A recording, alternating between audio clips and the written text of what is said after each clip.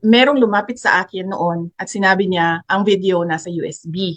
Hindi ko binuksan ang USB dahil hindi ako marunong sa technology. Hindi ako magaling sa laptop. So hindi ko alam na kapag kung isasaksak mo yon may virus doon, or kung isasaksak mo Mm-mm. yon ano siya, listening device siya.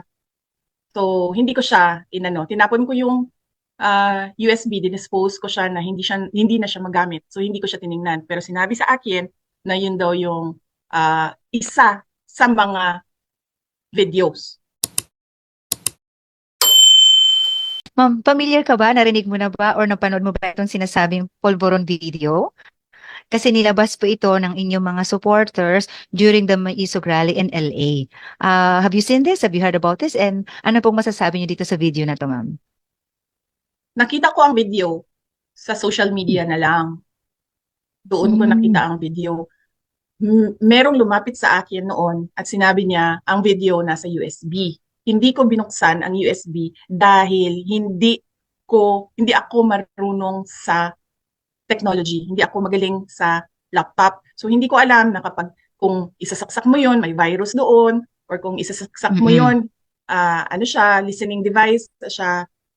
So hindi ko siya tinapon ko yung USB, dinispose ko siya na hindi na siya magamit. So hindi ko siya tiningnan. Pero sinabi sa akin na yun daw yung isa sa mga videos.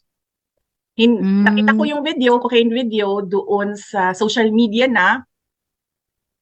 So hindi ko lang alam kung yung USB na binigay sa akin, yun yung It's the nakikita natin same. sa social media or iba pa ba, kasi hindi ko nga siya binuksan kasi I felt na it was a Trojan horse papunta sa Mm-mm. akin. So sinira ko na lang siya diretso. Ma'am, sorry ma'am, saan po ito binigay sa inyo, ma'am? At kailan po ito naibigay sa inyo, ma'am? Binigay siya sa akin bago lumabas yung binigay siya sa akin bago lumabas yung sa social media na sinasabing Mm. video. Hindi ka malang na-curious, ma'am, open kung anong laman ng video na yan?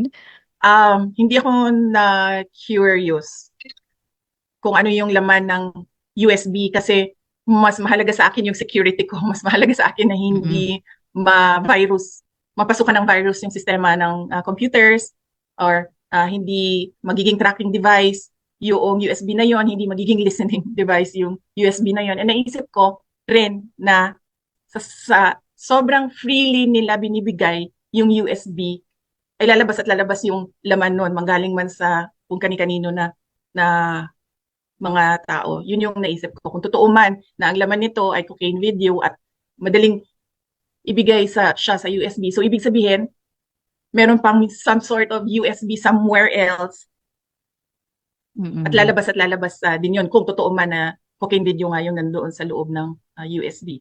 Ngayon, hindi ko na alam kung yun Ma- nga yung lumalabas ngayon. kung yun ang laman. Video. Ma'am, speaking of your security, you mentioned about the incident in Naiya, yung pag-casing nila sa inyong village. Does the VP feel threatened? How do you feel right now, ma'am? Kasi yung mga instances na gano'n, na VP, there's po kayo nakakata rin ng sort of harassment. Parang identified silang VP supporters. So may mga ganong instances. So again, yung incident sa NAIA at yung pag-casing nga po na sinasabi po ninyo sa village po. So you feel threatened, ma'am? How do you feel as far as your security is concerned po? Kasi yung mga surveillance, yung mga casing, ano yan ganyan mangharas ang PNP.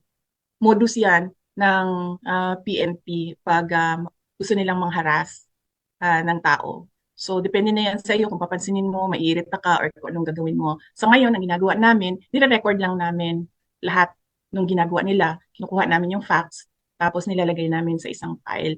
Do I feel threatened?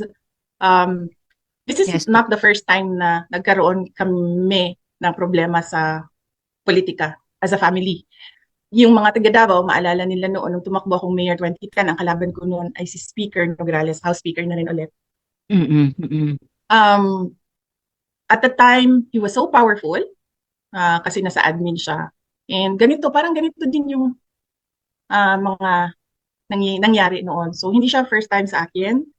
Um, Opo. and I think as a politician, dapat ini-expect yung mga ganyan kasi merong ibang politiko ganyan yung laro nila.